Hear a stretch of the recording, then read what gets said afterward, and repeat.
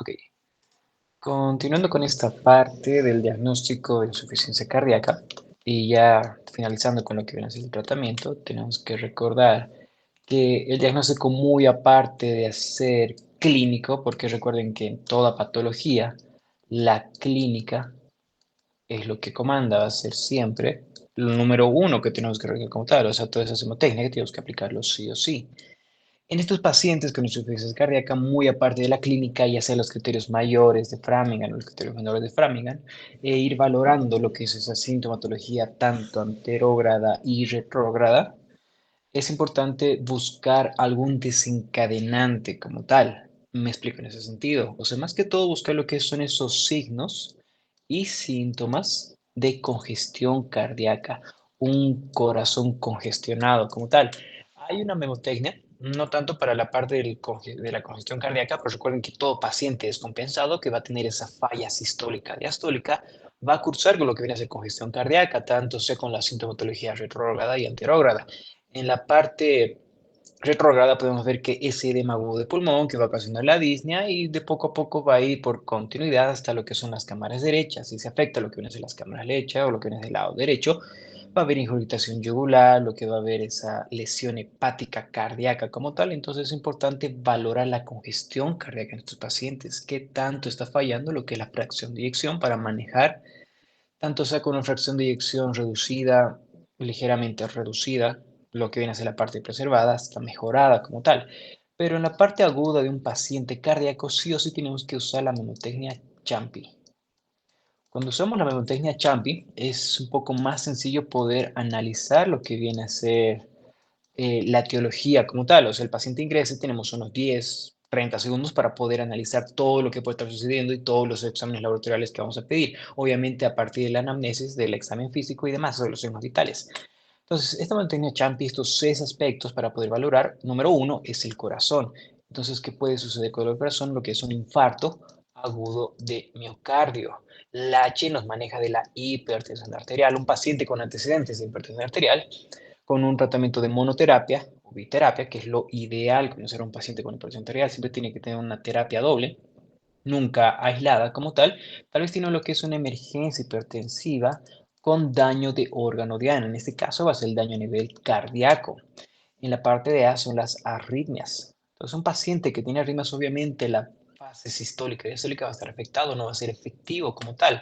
La parte mecánica, más que todo lo que viene a ser el taponamiento cardíaco. Entonces, un paciente que tiene ese derrame pericárdico y que va a aumentar las presiones de las cámaras derechas, obviamente va a cursar con una insuficiencia cardíaca descompensada. ¿Ok? La parte de P es la parte pulmonar. Entonces, un paciente que tiene tromboembolismo pulmonar, igual tenemos que sospechar como tal. Y obviamente, si tiene lo que son esos factores de riesgo para poder desarrollar lo que es tromboembolismo pulmonar. Las infecciones, como la I, va a estar muy presente, entre comillas, un resfriado mal curado, un paciente que va a cursar con neumonía, vuelve a un sitio, una zona de infección que va a causar lo que es una inflamación crónica y sostenida como tal. En ese caso, imagínense que acá tenemos lo que es, número uno, lo que es la C de corazón. Entonces, este infarto agudo de miocardio vamos a tener que valorar. Número uno, lo que viene a ser el electrocardiograma. En el electrocardiograma vamos a tener que buscar muchos patrones, ya sea una depresión del segmento ST o un supradesnivel del ST como tal. Imagínense que normalmente cuando vemos lo que es un infra-ST, pensamos que es una oclusión menor al 100%. Entonces aquí tenemos lo que viene a ser una oclusión menor al 100%, es una oclusión no completa. En cambio, si viene a ser un supra-ST, o sea, ya es transmural, no es subepicárdico, consideramos que es una oclusión completa como tal y obviamente el cateterismo es lo más indicado dependiendo de las horas que tenga el paciente. Recuerden que ya no se maneja como el IMES o el que no es IMES como tal, entonces hablamos del OMI o del que es no OMI, de la oclusión del infarto de miocardio como tal. Y lo coloco lo que viene a ser el OMI y lo que viene a ser el no OMI. NOMI. ¿Ok? Para poder valorar con un paciente, obviamente el dolor precordial, que se ha irradiado tanto a nivel mandibular o lo que viene a ser de la muñeca. En la parte 2 lo que viene a ser de hipertensión arterial, que voy a colocar acá. Es un paciente que esté cursando con una emergencia hipertensiva y ya con ese daño a nivel cardíaco, lo consideramos total, porque recuerden que un paciente con hipertensión va a aumentar lo que viene a ser la poscarga. Si aumenta lo que es la poscarga, va a incrementar lo que viene a ser la contractibilidad cardíaca. Más que aumentar la contractibilidad cardíaca, aumentamos lo que es el consumo de oxígeno y este corazón no está apto para poder consumir el oxígeno necesario. Entonces sí o sí va a tener ese sufrimiento cardíaco como tal. Número 3 viene a ser lo que es las arritmias. Una arritmia muy común que estos pacientes desarrollan, que ya les mencioné, que es la fibrilación auricular. Entonces, lo que viene a ser la fibrilación auricular puede cursar con lo que viene a ser la insuficiencia cardíaca porque va a haber una disminución de lo que viene a ser ese llenado diastólico efectivo, ese llenado ventricular efectivo no va a existir. Entonces va a haber alteración. Ese gasto cardíaco poco a poco va a ir disminuyendo. Recuerden que la fibrilación auricular es un ritmo no sinusal, aparte que es irregular. Entonces, vamos a tener lo que viene a ser todas estas ondas F chiquititas, y aparte lo que viene a ser la distancia de R a R es irregular, no viene a ser constante como tal. Aquí tenemos lo que viene a ser esta parte, o sea, es irregular como tal. Y no hay presencia de ondas P como tal, ¿ok? La parte mecánica. Cuando hablamos de la parte mecánica, posiblemente un taponamiento cardíaco que cursa, bueno, no siempre es patognomónico o lo que viene a ser esta triada presente en todos los pacientes con lo que viene a ser la triada de Beck, pero históricamente se menciona lo que viene a ser la ingurgitación yugular, lo que viene a ser los ruidos cardíacos hipofonéticos, están apagados, no son tan audibles, por lo que viene a ser esa transmisión que no es constante porque tenemos lo que viene a ser líquido a nivel del pericardio, el espacio pericárdico como tal, lo que viene a ser la hipotensión arterial. Entonces, un paciente va a cursar de esa forma y esta triada de Beck se entiende por la fisiopatología como tal. Recuerden que entonces que el pericardio va a comenzar a acumular más líquido como tal. Ese espacio pericárdico va a comenzar lo que viene a acumular líquido. Se acumula lo que viene a ser líquido, va a causar lo que es como un shock obstructivo porque se afecta tanto la diástole como la sístole, sobre todo del lado derecho. Entonces, del lado derecho, las cámaras derechas, la aurícula derecha, el ventrículo derecho, no se pueden llenar de manera efectiva.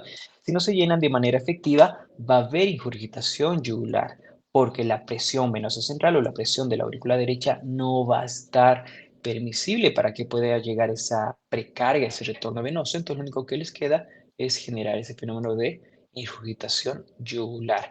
A la auscultación cardíaca, el paciente cuando hagamos los focos auscultatorios, no vamos a escuchar nada porque hay lo que es interrupción de lo que viene a ser la continuidad para hacer la auscultación normal, porque hay líquido de por medio, como tal, ese derrame pericárdico. Y obviamente, si todo esto está afectado a la sístole y la diástole, el gasto cardíaco va a estar disminuido. Y si nosotros disminuimos lo que viene a ser el gasto cardíaco, la presión arterial va a estar por los suelos. El paciente va a estar hipotenso. ¿Ok? Después la otra parte, lo que viene a ser la P, la parte de pulmonar. Recuerden que en la parte pulmonar pensamos en lo que viene a ser TEP, el tromboembolismo pulmonar.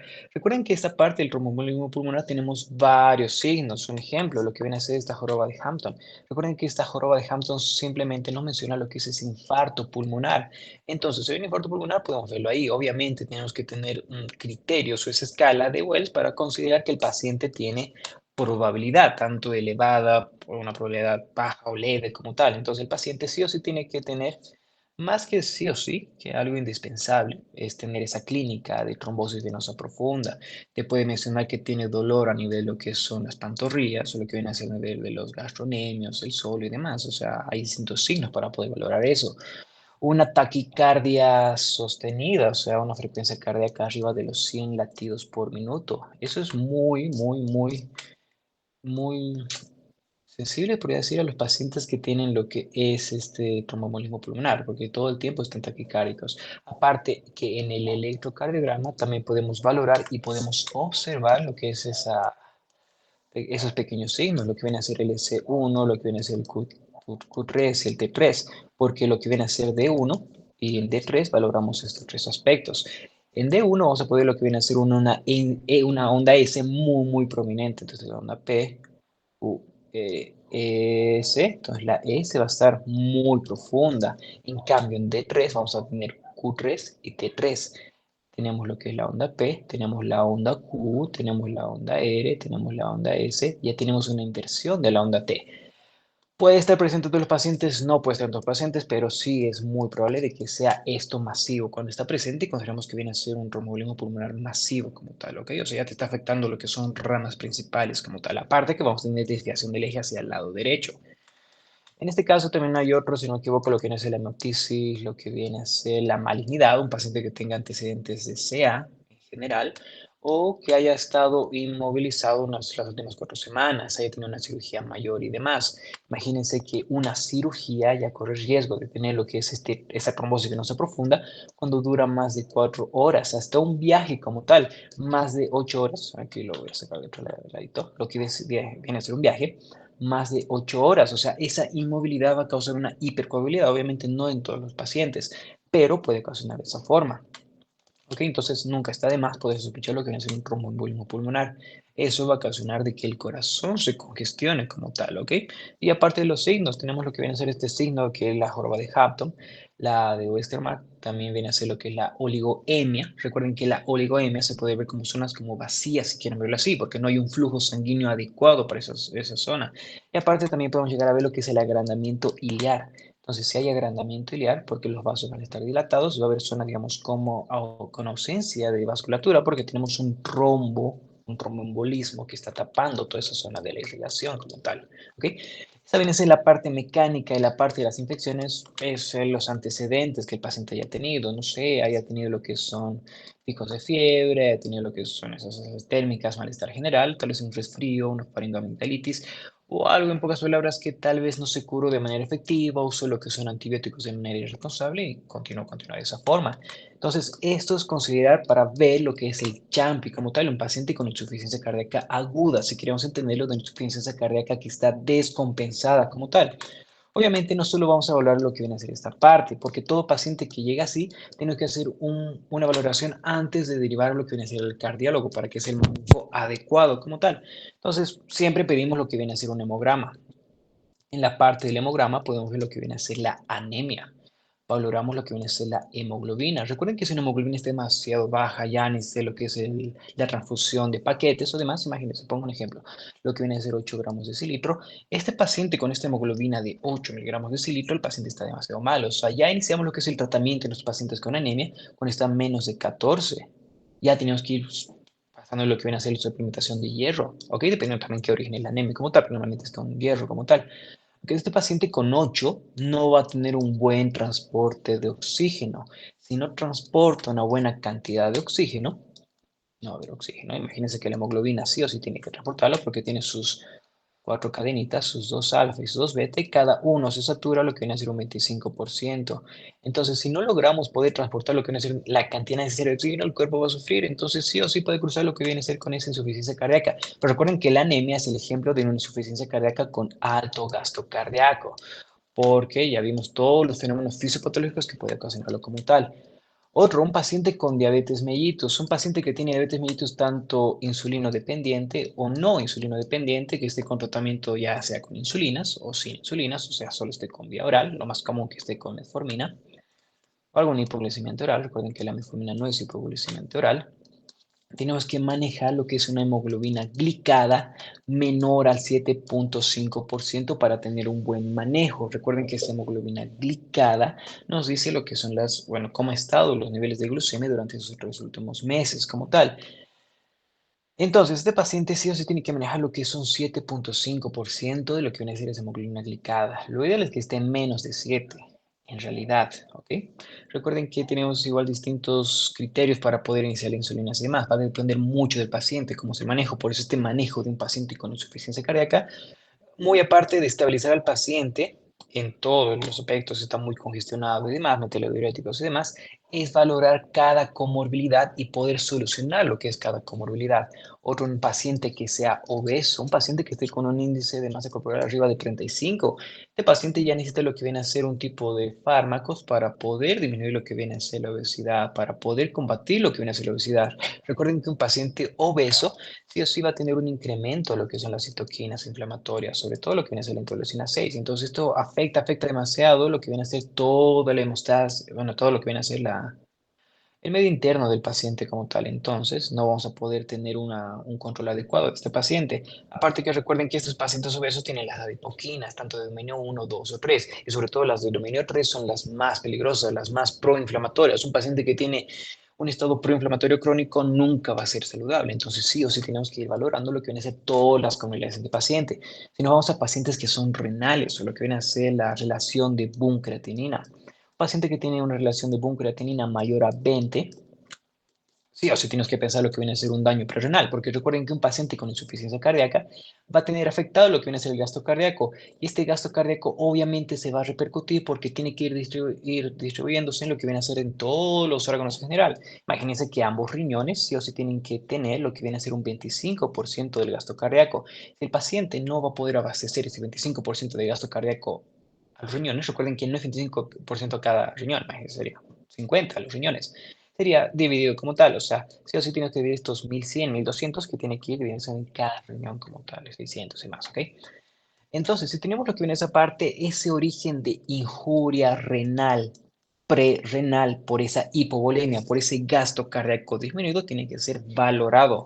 ¿Qué nos dice esta parte? Si el paciente tiene esta relación de buncreatinina arriba de 20, ya es mal pronóstico. O sea, también nos habla de recurrencias de hospitalizaciones y demás. También podemos valorar lo que viene a ser el boom, o sea, si está incrementado de la misma forma, y un aumento de la creatinina. Recuerden que si la creatinina se incrementa de 0.3 miligramos de ese litro del basal, o sea, si va aumentando, el primer día le sacamos 0.7, ah, ya, todo bien, pero el segundo día ya te está con 1, el tercer día está con 1.3.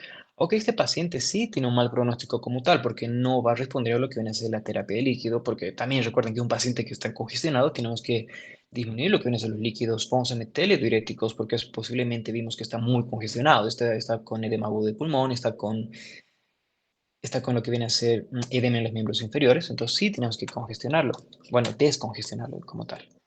También podemos valorar lo que son los electrolitos. Recuerden que en paciente con insuficiencia cardíaca, el electrolito más afectado viene a ser el sodio, lo que viene a ser esa hiponatremia.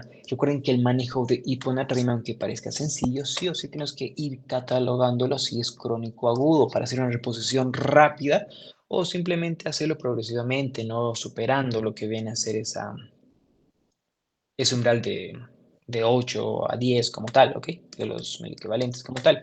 Paciente que esté con hiponatremia, 135 miliequivalentes, lo consideramos, obviamente en el contexto que esté. Paciente con insuficiencia cardíaca, una patología crónica, va a tener lo que es esa hiponatremia, ¿ok? Entonces sí o sí tenemos que ir reponiendo esa parte, porque también nos habla de recurrencias para poder rehospitalizar al paciente. Entonces sí o sí tenemos que hacer manejo como tal, ¿ok?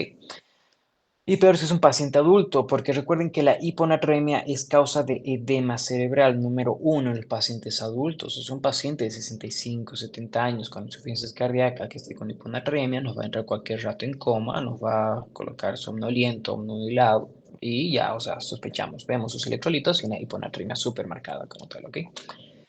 En la parte 6 ya valoramos lo que viene a ser todos los demás órganos como tal. Hablamos de la parte laboratorial porque es importante. Un paciente que tiene disminución de la albúmina, obviamente la albúmina es la proteína más importante para la presión coloidosmótica oncótica. Si tienes en esa parte, no esperemos nada más que el paciente nos va a hacer todo el tiempo lo que es ese trasudado como tal, porque aumentamos lo que viene a ser la presión hidrostática y disminuimos lo que es la presión oncótica. Recuerden que la parte exudada, más que todo por ese aumento de la permeabilidad vascular, sobre todo en patologías inflamatorias, tanto localizadas como sistémicas. Entonces, el paciente está haciendo lo que son esos trasudados en general, ¿ok? Ya puede ser un derrame pleural y demás, ¿ok? Esos edemas en miembros inferiores, también por gravedad, va a ser predominio a nivel de miembros inferiores como tal. También tienes que valorar lo que es la patología hepática, porque recuerden que por continuidad toda esa sangre va a ir a congestionarse a nivel hepático. Vean de que lo que es la presión de la vena porta es más o menos de 9 milímetros de mercurio, la presión intraabdominal es de 7 milímetros de mercurio, lo que viene a ser la presión de los sinusoides, esos hepatocitos, los sinusoides va a ser de 0 milímetros de mercurio, entonces cualquier cambio de volumen que va a ir distribuyéndose de esta forma, va a ocasionar congestión hepática. Si ocasionamos lo que es congestión hepática, no va a haber una buena circulación y va a haber muerte de lo que viene a ser los hepatocitos en general. Entonces, valorar lo de siempre. lo que viene a ser tanto las bilirrubinas, valorar lo que viene a ser las transaminasas, ya sea lo que es el AST o es el ALT, ¿ok? Lo más probable es que el ALT esté elevado como tal. Si el AST está elevado, también tienes que valorar otros antecedentes del paciente, o sea, todo paciente es una caja de Pandora para poder valorar. Obviamente la clínica, los antecedentes nos van a llevar a un diagnóstico más certero, pero en estos pacientes sí o sí hay que ir valorando lo que viene a ser toda esta parte. Entonces, en resumen, toda esta parte del diagnóstico es continua, o sea, llega el paciente, valoramos lo que vienen a ser los signos vitales, hay que estabilizar, hay que pensar en lo que viene a ser el CHAMPI, pensar si es un infarto agudo de miocardio, hipertensión, lo que es arritmias.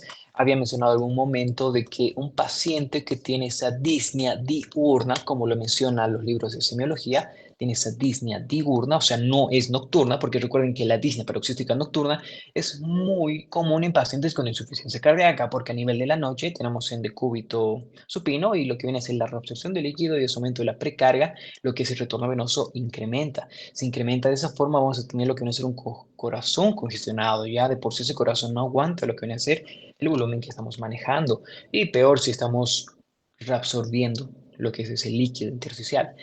En pocas palabras, un paciente con disnea diurna, diurnia mejor dicho, ¿ok? Matutina y demás, imagínense que es un infarto agudo de miocardio y peor si viene con ese dolor, ¿ok? Entonces, toda la clínica, la sintomatología siempre nos lleva a lo que viene a ser una patología como tal. Cualquiera que se puede ser, obviamente puede haber más patologías de depósito, amiloidosis, tóxicos, uso de cocaína, alcohólicos. Recuerden que hay insuficiencia cardíaca en alcohólicos como tal, ¿ok? Ya es peligroso arriba de 50 gramos día por más de 5 años, aparte del riesgo que vaya a desarrollar lo que viene a ser pancreatitis, ¿ok?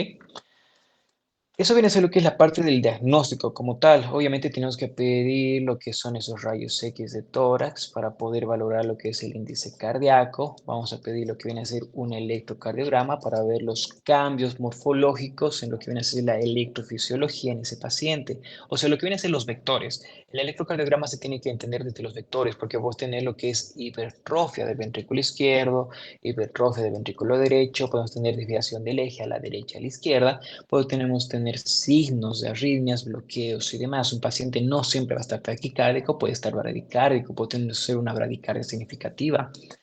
Y así ir valorando. Y sí o sí, en todo paciente tenemos que sí o sí manejar lo que viene a ser la FEBI. Entonces, algo que tenemos que solicitar todo paciente que te viene con insuficiencia cardíaca es un ecocardiograma. Ese ecocardiograma nos va a poder representar si esa FEBI o esa falla cardíaca es de fracción reducida, ligeramente reducida o moderadamente reducida, o lo que viene a ser preservada, y a veces puede estar mejorada como tal. Cuando estaba reducida iba poco a poco aumentando, aumentando, aumentando. Recuerden que una FEBI reducida es menos del 40%, ligeramente reducida o ligeramente, mentira, moderadamente reducida va del 41 al 49%, preservada ya es más del 50%. A partir de aquí ya hacemos lo que es el manejo como tal, porque sí o sí va a haber lo que vienen a ser los fármacos para poder manejar estos pacientes. Les pongo de manera simple. Imagínense que este paciente con una fiebre reducida, usamos lo que son los cuatro fantásticos en general. Obviamente tenemos que valorar cada paciente si va a haber una mejoría o si se va a favorecer de ese fármaco como tal. Ya sea el uso de betabloqueantes, de los ARNIs, de lo que vienen a ser los antagonistas de los mineralocorticoides y los inhibidores de los SGLT. ¿Ok? Pero, ¿qué pasa si tenemos un paciente que tiene con FEBI preservada?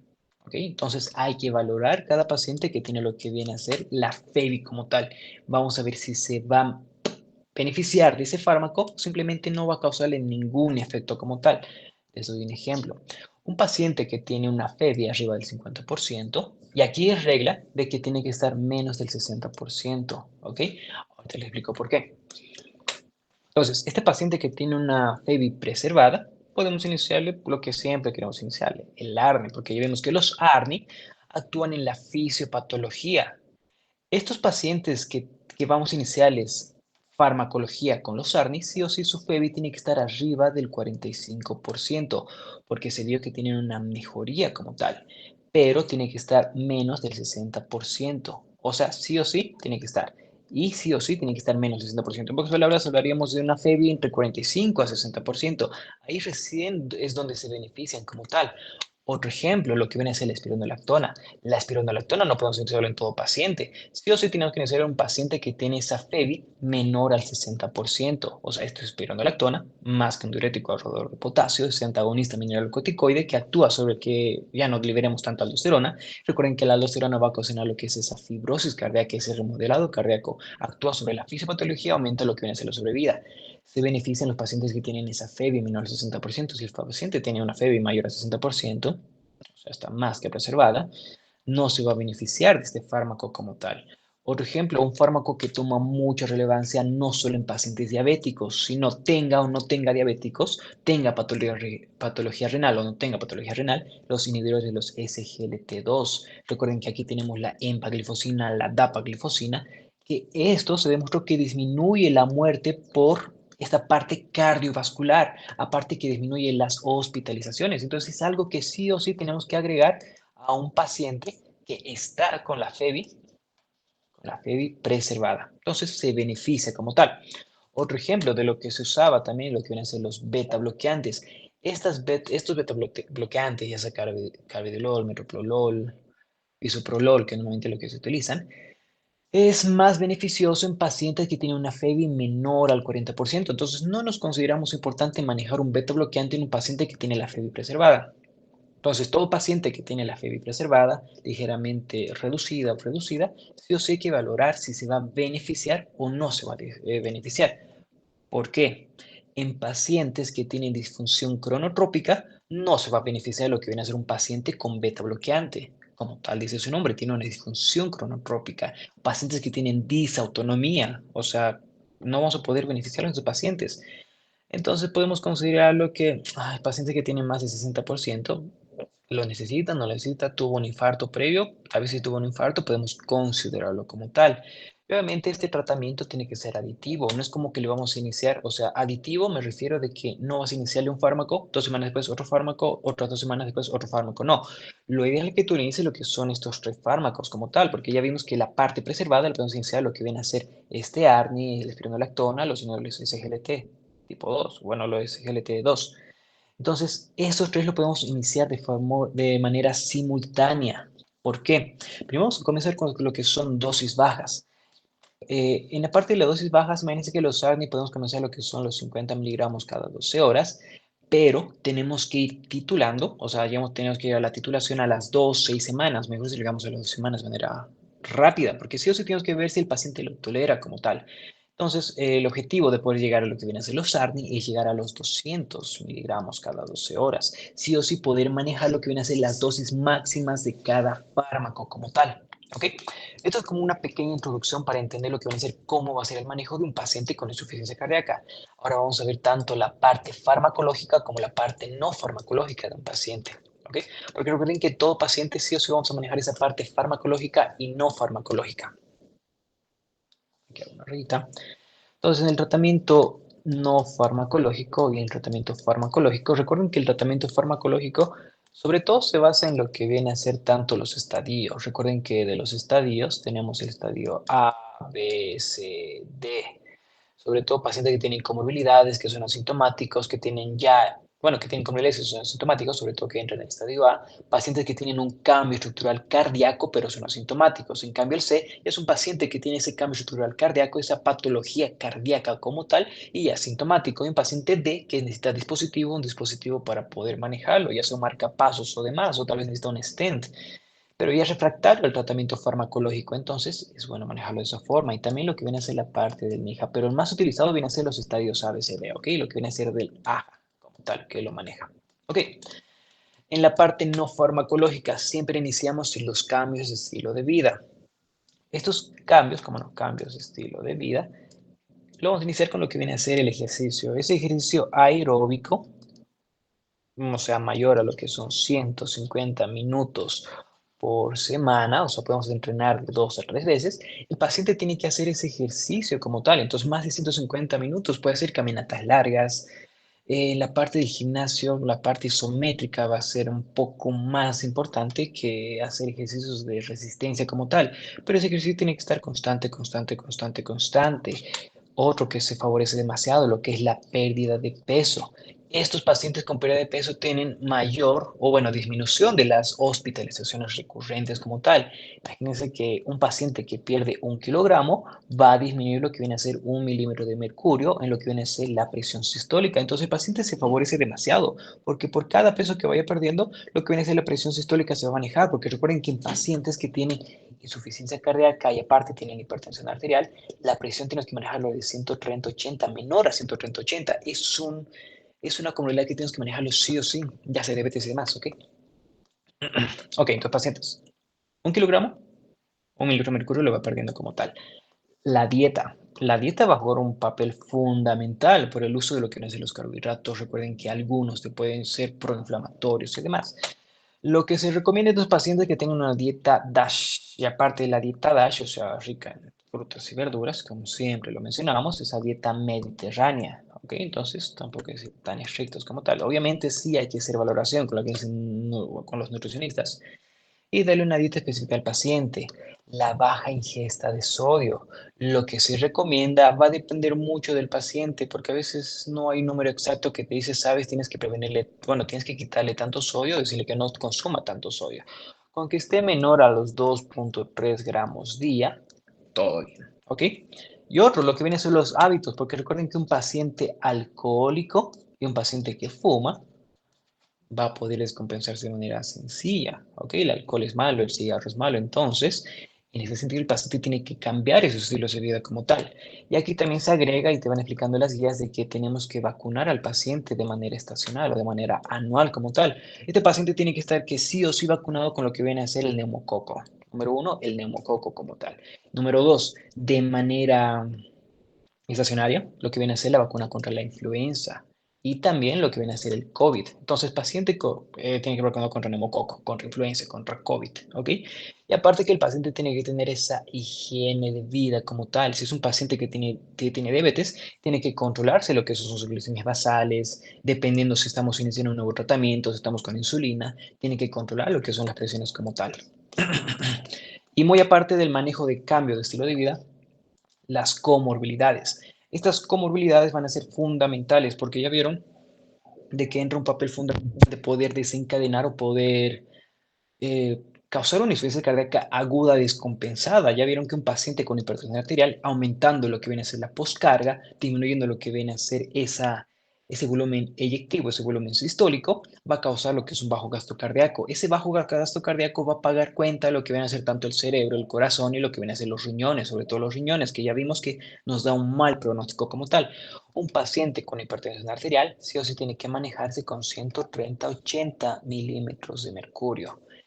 En estos pacientes hay que valorar que esté con doble terapia, no con monoterapia. Tenemos que ver si está con su diurético, si está con lo que viene a ser su antihipertensivo. Obviamente, pacientes con insuficiencia cardíaca, lo manejamos con lo que viene a ser los YECA o los ARA como primera línea. Y obviamente eso tenemos que adicionarle, bueno, dependiendo, beta bloqueante, calcio antagonista y demás. Pero sí o sí tiene que estar con dos fármacos. Si está con monoterapia, no vamos a poder realizar nada como tal.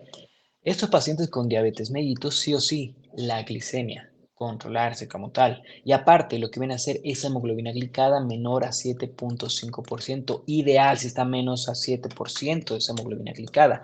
Aparte que sí o sí, si tiene diabetes, con mucha más razón que esté asociado a lo que viene a ser un nivel de los SGLT2, dapaglifosina y empaglifosina. Y vemos que empaglifosina tiene un poquito más de beneficios como tal, 10 miligramos vía oral al día, va a beneficiar demasiado el paciente. Hipertensos, diabéticos, manejarse como tal. Pacientes que tienen deficiencia de hierro. Entonces, estos pacientes que tienen deficiencia de hierro, ya les mencioné de que el tratamiento comienza cuando la hemoglobina está menor a 14. Si este paciente tiene una hemoglobina menor a 14, o también puede ser un paciente que tiene de 14 a 14,9. Es lo que te mencionan las guías. Le podemos iniciar lo que viene a ser de manera intravenosa, lo que es el carboximaltosa de hierro como tal. Entonces, esa deficiencia de hierro va a ser fundamental para prevenir las anemias. Ya vimos que las anemias pueden desencadenar lo que viene a ser esas insuficiencias cardíacas por esa baja transporte de oxígeno. Entonces, no vamos a poder transportar de manera eficiente lo que es el oxígeno como tal. La carboximaltosa de hierro como tal. Recuerden que cuando el paciente está con menos de 14, podemos iniciar lo que es la carboximaltosa de hierro. Es en dosis de 1000 miligramos, ¿ok? Es intravenoso. Es una única vez. En cambio acá lo usamos de 500 miligramos, igual es intravenoso, entonces podemos reponer lo que viene a ser esa deficiencia de hierro como tal e ir valorando qué tipo de anemia es. Recuerden que un paciente que tiene una patología crónica por una anemia de consumo, porque bueno, sobre todo la interleucina 6, que inhibe lo que viene a ser el transporte de hierro, la que viene a ser la transferrina, las ferroportinas, mejor dicho, porque la interleucina 6 inhibe lo que viene a ser las ferroportinas y el transporte de hierro va a estar súper alterado como tal. ¿Ok? Acá hay una patología que este año salió recién lo que viene a ser la guía, este año sí, 2026, lo que viene a ser el tratamiento de la obesidad. Recuerden que el tratamiento de la obesidad sí o sí tiene que ser manejado, ya sea por la circunferencia abdominal en pacientes hombres que son arriba de 90 y mujeres arriba de 80, y lo que viene a ser el IMC, considerado que tiene que estar menor a 35. Obviamente, estas medidas tienen que ser valorado por lo que viene a ser la adiposidad y demás. Obviamente, tal vez el paciente en su pasado era fisiculturista y tiene gran masa muscular o demás, ¿ok? Estos pacientes se favorecen mucho cuando utilizamos lo que son los análogos de los GLP, ¿ok? En estos análogos de la GLP, o sea, te ayudan demasiado, se favorecen mucho los pacientes que tienen la FeBi preservada como tal, ¿ok? Y moderadamente reducida, sobre todo esos dos, que son muy favorables. Entonces, que el paciente tenga una FeBi preservada, se va a favorecer de los GLP. Y el paciente que tenga una FeBi moderadamente reducida, igual se va a favorecer de lo que me dice esta parte. El más conocido de lo que es la semaglutida. Entonces, un paciente que va a iniciar con semaglutida, el tratamiento sí es largo como tal y aparte que es carito. Pero normalmente lo que te recomiendan las guías de que esta semaglutida tiene que estar en una FeBi arriba del 45%. Entonces, FeBi preservada y moderadamente reducida, que lo manejamos como tal. La primera semana es una inyección de 0,25 subcutáneo, y eso es por cuatro semanas seguiditas, una vez por semana. De ahí vas doblando lo que viene a ser la dosis, llegas a lo que viene a ser 0,5. De 0,5 llegas hasta 1 miligramo. O sea, es lo bueno, es fácil memorizarlo porque vas de 0,25, 0,5, llegas a 1 miligramo, puedes llegar hasta lo que viene a ser 1,7. Y del 1,7, si no me equivoco, la última dosis de 2,4 porque lo dobletas. ¿Ok? Entonces, poco a poco lo vas haciendo. Esto igual lo haces por 4 semanas, 4 semanas, 4 semanas, y te lo haces solo una semana como tal, una vez. Entonces, son varias inyecciones para poder atacar lo que es la patología de la obesidad como tal. ¿Ok? Ok, perdón.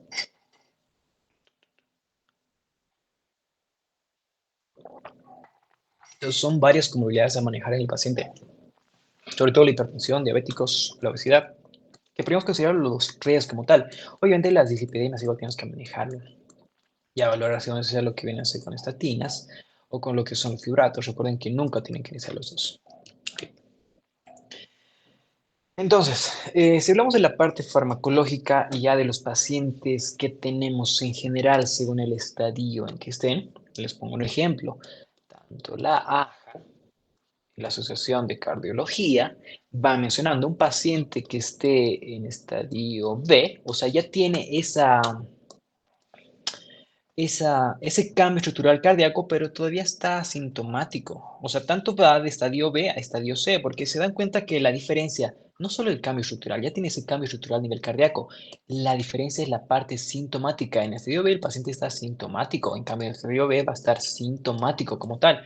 Entonces tenemos que valorar esa parte, porque lo que se van a favorecer tanto del estadio B es iniciarle su beta bloqueante, ¿ok? Si es que lo requiere como tal, o simplemente le iniciamos lo que viene a ser su ARNI, ¿ok? Y desde ARNI, o sea, podemos iniciar ya sea de manera separada su YECA o lo que viene a ser su ARA2, también viendo las comorbilidades del paciente, pero lo que te recomiendo es que pueda iniciar de esa forma. Recuerden que el tratamiento va a depender mucho del paciente como tal, pero ya a partir del estadio B, o sea, en esta parte que estamos viendo, estamos tratando de atacar lo que viene a ser esa fisiopatología, el ARNI, y lo que viene a ser todos los remodelados cardíacos y demás, o sea, afectar en lo que viene a ser toda la fisiopatología. Los llega lo mismo, ahora dos lo mismo, todos van a lo mismo, atacar lo que viene a ser el sistema renina-angiotensina-aldosterona, que nos cambia, bueno, nos afecta y nos ocasiona esos cambios estructurales. Otro. Lo que viene a ser un paciente en estadio C. el paciente con estadio A tiene comorbilidades. ¿Qué hay que hacer en estadio A? Hay que atacar lo que viene a ser la parte de las comorbilidades, controlar la diabetes, controlar la obesidad, controlar la hipertensión en general. En cambio, los pacientes que están en estadio C ya son sintomáticos. Entonces, si están sintomáticos, posiblemente vayan a estar congestionados. Si no sé, congestión cardíaca, tenemos esos edemas en los inferiores, edema agudo de pulmón, va a estar con una disnea tremenda. Entonces, se pueden favorecer lo que son los diuréticos. Ok, ahorita vamos a hablar de cada fármaco como tal, no de manera extensa, pero sí lo necesario. Se favorecen de betobloqueantes, obviamente se van a favorecer los SGLT2, que es un boom para poder hacer el tratamiento de varias patologías, y también de lo que son los antagonistas de los receptores mineralocorticoides. Entonces favorece de esa forma a los pacientes. Si ya vamos viendo lo que viene a ser, desglosando lo que viene a ser cada fármaco y cómo vamos a ir titulando y demás, o sea, va a depender mucho porque el manejo sí es muy individual en los pacientes. Lo que nos dan las guías son recomendaciones para ver y disminuir las hospitalizaciones y disminuir lo que viene a ser la causa de muerte cardiovascular o ese riesgo de muerte por origen cardíaco como tal. Entonces, un paciente que vamos a utilizar lo que son los diuréticos. Obviamente no vamos a usar diuréticos en todo paciente. Si el paciente tiene lo que es esa sintomatología congestiva, edema agudo de pulmón, ya viste que en la radiografía está todo ahí, tapado, todo lleno de líquido, le vas a meter tu diurético como tal. Entonces, sí o sí, el paciente que está congestionado como tal, de diuréticos. Esta parte de diuréticos es muy fundamental manejar, porque podemos usar desde los diuréticos de ASA, el más común, lo que viene a ser la furosemida, hasta los diuréticos tiacídicos. Entonces, estos tiacídicos, lo que viene a ser la hidroclorotiazida, también van a poder favorecerlo como tal. Entonces, la parte de la furosemida, o sea, que es lo más común que existe acá, podemos ir a una dosis baja de 20 hasta 40 miligramos, ya sea de manera vía oral o lo vamos a bajar de manera parenteral como tal. Y esta dosis máxima podemos llevar hasta 600 miligramos día. ¿Ok? Obviamente con manejo de lo que viene a ser la diuresis. Imagínense que este paciente esté con insuficiencia renal o con una falla renal. Bueno, mejor dicho, injuria renal, porque no se dice falla renal como tal. Si el paciente está con alguna alteración renal, con esta injuria renal, y le metemos furosemida, lo vamos a no matar, pero podemos causarle una falla renal como tal. Entonces sí o sí hay que valorar lo que viene a ser esa parte. ¿Ok? Ti, ti, ti. Aunque digan de que la furosemida se va a solucionar y demás, o sea, sí hay que valorar en cada paciente. Y peor si este paciente está con tanto con furo, intentamos hacerle orinar con furo, e intentamos descongestionarlo con furo, pero está con falla renal, y le seguimos dando lo que es un YECA, le seguimos dando lo que es un ARA. El paciente no se va a beneficiar de ninguna forma como tal, porque seguimos atacando lo que es la patología renal como tal. Bueno, ese es otro tema como tal. Pero en este sentido, paciente que está congestionado, métanle su furo como tal, 20-40. Y pueden ir subiendo, 80, o sea, 80 miligramos. Un doctor nos mencionaba y nos decía 80, métale y no le tengan miedo a la furia y métale 80 como tal. La parte de lo de hidroclorotiazida, que es lo más común. Recuerden que los directos de asa actúan lo que viene a ser el asa de Henle. Recuerden que el asa de Henle tiene lo que son dos porciones. Una porción descendente, que es permeable al agua, y una porción ascendente, que es permeable al agua. Mentira, al revés. La porción descendente es permeable al agua y la ascendente es impermeable al agua. No sé qué dije hace rato, ¿ok? Pero en este caso, recuerden que la furo ataca, bueno, más que todo inhibe lo que viene a ser ese cotransportador de lo que viene a ser el sodio, lo que viene a ser el potasio y lo que viene a ser 2-cloro. Entonces nos ataca toda esa parte. Por ese arrastre osmolar, si yo inhibo lo que viene a ser esa bomba a nivel del asa de Henle, la porción ascendente y la porción gruesa, porque recuerden que la porción descendente es delgadita. Entonces, por eso primero el agua. Máximo va a pasar lo que viene a ser el agua, porque tiene lo que son las acuporinas tipo 4 si no me equivoco. Inhibimos lo que viene a ser esta parte. Entonces, todo ese líquido que está viniendo por acá, toda esa orina que estamos filtrando, se va a quedar, porque esto nos aumenta la osmolaridad. Y recuerden que el agua va donde hay mayor osmolaridad. Se queda y hacemos mayor diuresis como tal. Obviamente, acá en lo que viene a ser la furosemida, vamos a tener que manejar los niveles de sodio. Si el paciente está con hiponatremia, no se va a beneficiar de esta parte. Si el paciente está con hipocalemia, tampoco se va a beneficiar.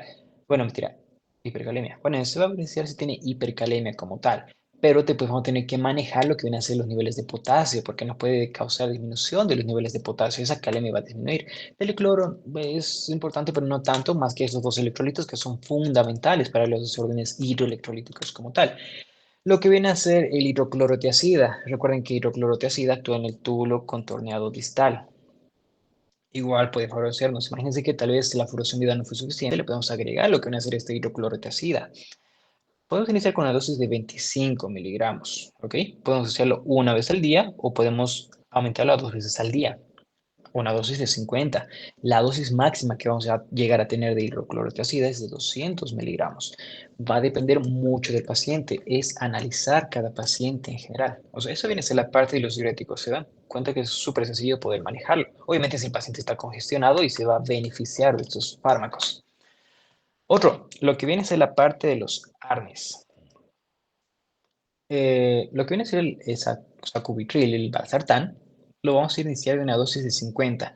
Ya vimos que lo ideal es que iniciemos con 50 y podamos llegar a 200 cada 12 horas.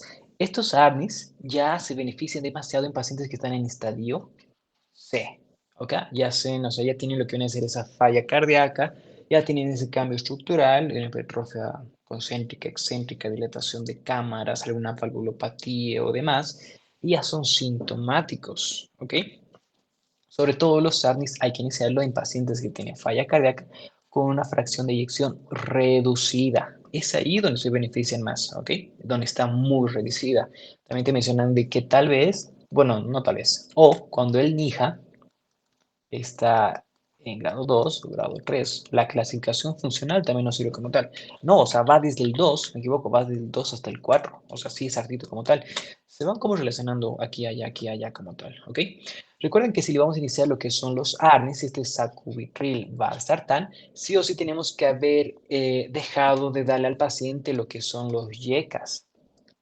36 horas, porque si le damos directamente al toque literal, o sea, directo, no vamos a poder beneficiar al paciente. Aparte de eso, vamos a tener riesgo de angioedema. Entonces, si el paciente tiene riesgo de angioedema, ya estamos causándole más negligencia. ¿Ok? Entonces, sí o sí, 36 horas antes de iniciarle, le interrumpimos o hacemos, como se dice, un lavado de lo que viene a ser el YECA como tal. ¿Ok? La dosis inicial, lo ideal que comencemos con estos pacientes, el sacrotril valsartán viene de 24-26 miligramos, o sea, estamos hablando de sus 50 miligramos cada 12 horas, ¿ok? Cada 12 horas. Y lo ideal es poder llegar a lo que son los 200 miligramos cada 12 horas.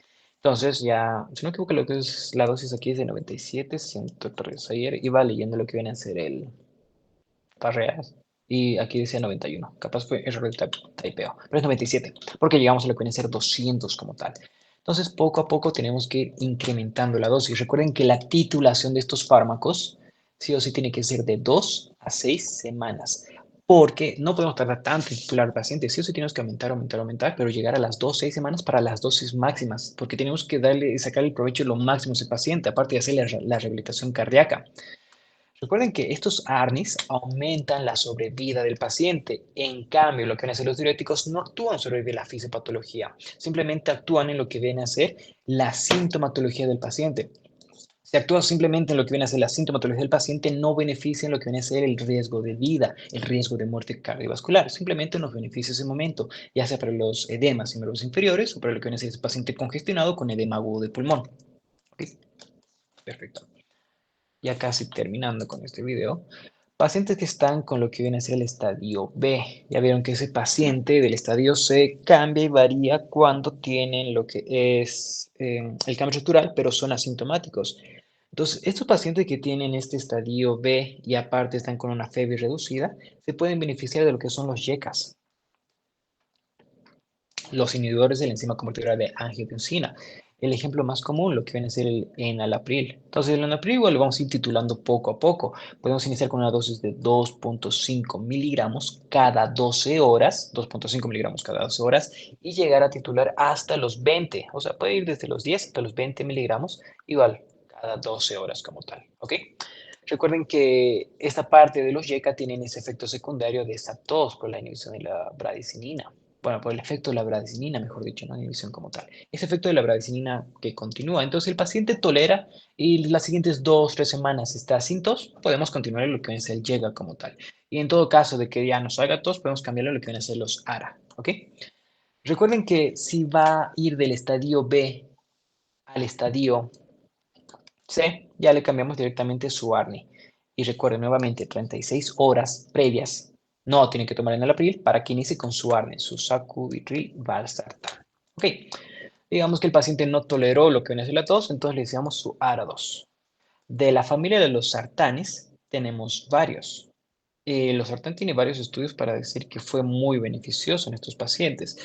Para pacientes hipertensos, tal vez valsartán es un poquito más favorable, eso igual lo vamos a hablar en otro video, pero en este caso vamos a ver la dosis de ambos, o sea, tanto de los sartán como lo que viene a ser de valsartán. Recuerden que los ARA2 actúan sobre los inhibidores de la angiotensina 2. Ya vieron que la angiotensina 2 puede tener varios receptores, tanto el AT1 como el AT2. AT1 como el AT2. El AT1 es el malo, el AT2 es el bueno. Todo lo que queremos inhibir es esta parte del AT1, porque vimos que el AT1 es proinflamatorio, proproliferativo, ese remodelo cardíaco va a ser más rápido, inminente, si quieren verlo así, y, o sea, te causa apoptosis y demás. Entonces, en todo sentido, el AT1 es malo, pero queremos inhibir lo que viene a ser esta parte de los receptores AT1 para que sea de manera competitiva, para que no ocasione esos cambios conformacionales en lo que viene a ser, bueno, más que conformacional, esos cambios a nivel cardíaco como tal, ¿ok? Estoy metiendo un poco de OK. Ok, entonces, en esta parte de lo que viene a ser el losartán y el valsartán, ya hacemos las dosis típicas, siempre lo mencioné en lo que viene a ser en toda consulta de medicina interna, vamos a dar lo que viene a la dosis de 50 hasta 100. Bueno, mentira, 50, 50 miligramos hasta 100 miligramos como tal. ¿Se puede dar media tableta? Sí, o sea, de que se puede dar media tableta, se puede dar media tableta, pero favorable, favorable. Igual va a depender mucho del paciente como tal. Aquí en Bolivia no existe lo que viene a ser el losartán de 100, porque damos lo que viene a ser 50 miligramos cada 12 horas. Entonces, igual, o sea, la parte de 100 se puede dar, porque recuerden que cada día podemos dar hasta lo que viene a ser 150 miligramos. Entonces, sí hay que ir manejándolo como tal. Igual se puede dar lo que viene a ser la dosis de 25, media tabletita como tal, e ir titulando, titulando y hacerlo más, más, más. Imagínense que el paciente se te hipotensa o ya, obviamente hay que cambiarlo como tal. Ok, la parte del Basatan considero que es mejorcito, creo que tiene más beneficios. Y la dosis, igual, hay que ir desde la más mínima. Podemos empezar con lo que viene a ser los 20 miligramos cada 12 horas e ir subiendo cada semana, o sea, de 2 a 6 semanas para poder titularlo y dar la dosis máxima.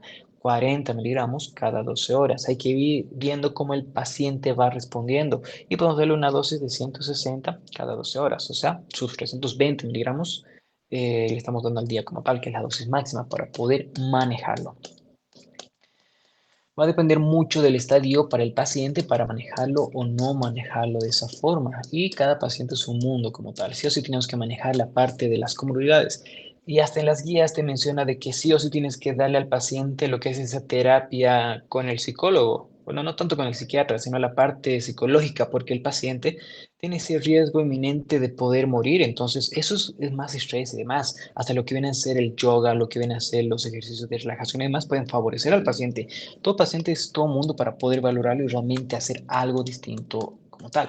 ¿Ok? Otro, lo que vienen a ser los beta bloqueantes. Supongo que voy a hacer un video explicando lo que vienen a ser todos los beta bloqueantes en general, pero es súper sencillo recordarlo aquí. Uno tenemos lo que viene a ser el carvedilol, otro el bisoprolol y el último el metoprolol, que son los tres más utilizados en insuficiencia cardíaca. Esta parte del carvedilol, aparte que te funciona a nivel del inotropismo, cronotropismo, o sea, porque es beta bloqueante, ¿ok? Porque sobre todo es beta 1. Andrea, ahí estoy yendo. El bisoprolol es beta 1, metoprolol igual es beta 1. Recuerden que el carvedilol, aparte de ser beta 1, también es alfa 1. ¿Y donde tenemos receptores alfa? A nivel de los vasos sanguíneos. Entonces también te va a disminuir lo que viene a ser la postcarga. Te afecta lo que viene a ser la postcarga como tal. Entonces, cada uno tenemos que ir titulando de la misma forma. Recuerden que los pacientes que van a usar beta bloqueantes tienen que estar indicado que vayan a usar beta bloqueantes. Un paciente que tiene la FeBi preservada ligeramente reducida no se va a favorecer demasiado. En cambio, un paciente que tiene esa FeBi reducida, sí, se va a favorecer. O si fue post-infarto agudo de miocardio, igual se va a poder favorecer de la misma forma el paciente. O sea, esta parte del beta bloqueante es muy importante seleccionar a los pacientes. Porque si le es un paciente que le haces gastar dinero de más, igual es otro problema, porque realmente el dinero y el tratamiento en patologías crónicas tiene que ser manejado desde la economía del paciente, porque causarle un estrés, no poder tomar los medicamentos que son adecuados y ese dinero que está tomando a nivel de los betabloqueantes se lo puede gastar en otras cosas, en una dieta más saludable y demás. Entonces, esta parte sí o sí hay que manejarlo como tal para poder ver, o sea, no hacer de gastar al paciente de más o se le gastar lo innecesario como tal. Entonces, eso es otro tema. La parte del carvedilol, una dosis de inicio, los 125 miligramos. Iniciamos con esa parte, o sea, le podemos dar eso cada 12 horas. Lo ideal es llegar a titularlo hasta los 25 miligramos. ¿Ok? La parte del bisoprolol y metoprolol en todos los fármacos. Nuevamente lo repito, 2 a 6 semanas para poder titular todos los fármacos. Comenzamos con una dosis de 1.25. Esta dosis de 1.25 vamos a tener que dar la dosis de 10 miligramos cada día. ¿Ok? La parte del metoprolol, no se usa el succinato. ¿Ok? El metoprolol se tiene que utilizar el otro. No, el que se utiliza es succinato, mejor dicho. El otro no se utiliza, no me acuerdo cuál es el otro metoprolol, pero que utiliza es el succinato, si me equivoco, corríjame por favor. Ok, en la parte entonces del metoprolol igual lo vamos a titular. La dosis máxima que puedo dar al metoprolol está a 200, pero podemos irle con la dosis de 12.5 hasta 25 y llegamos a una dosis de 200. Nuevamente hay que ver en cada paciente como tal.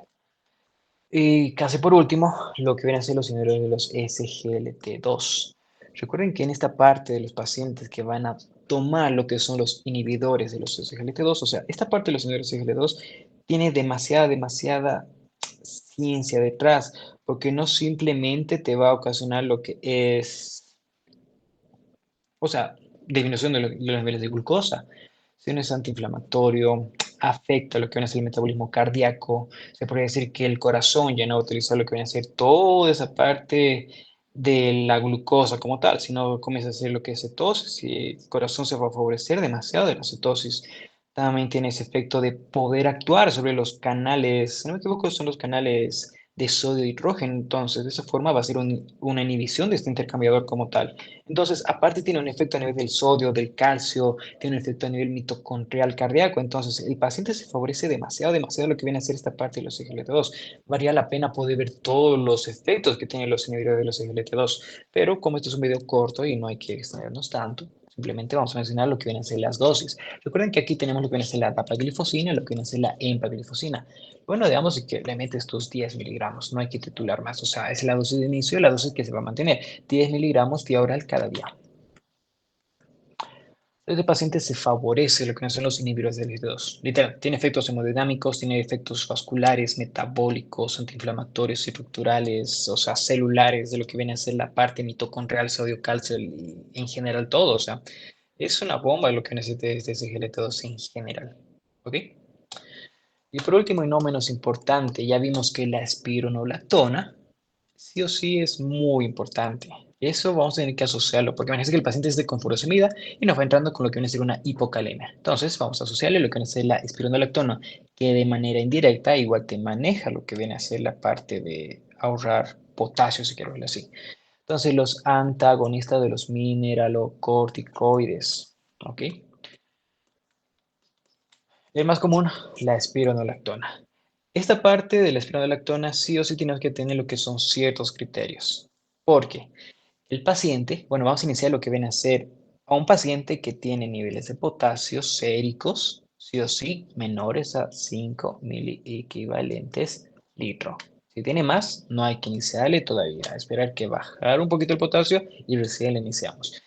También la tasa de filtrado glomerular. Esta parte de la tasa de filtrado glomerular tiene que ser arriba de 50 ml, como tal, ok, minuto.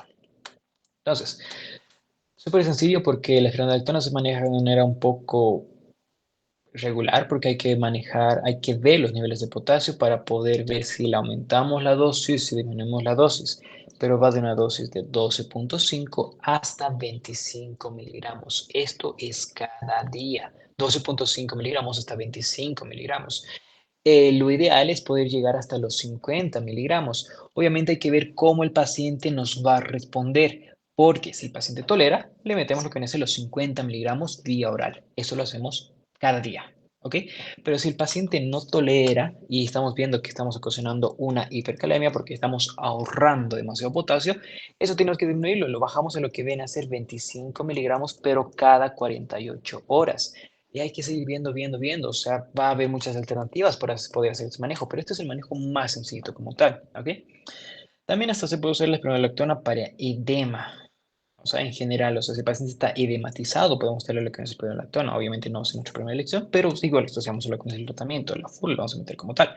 Pero 12,5 hasta 25 miligramos y el ajuste va a ser muy progresivo. O sea, hay que ver tanto la pérdida de peso, si hay mayor diuresis y hay buena pérdida de peso, de lo que viene a ser 0,5 hasta 1 kilogramo. ¿Ok?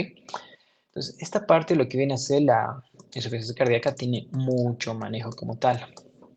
Pero de manera resumida, sí o sí hay que valorar lo que viene a ser la FEBI para ver si está reducido, si está ligeramente reducido, o si está mejorada, o si está preservada. Es la forma en que vamos a poder valorar cada paciente. Recuerde que esto es en cada paciente.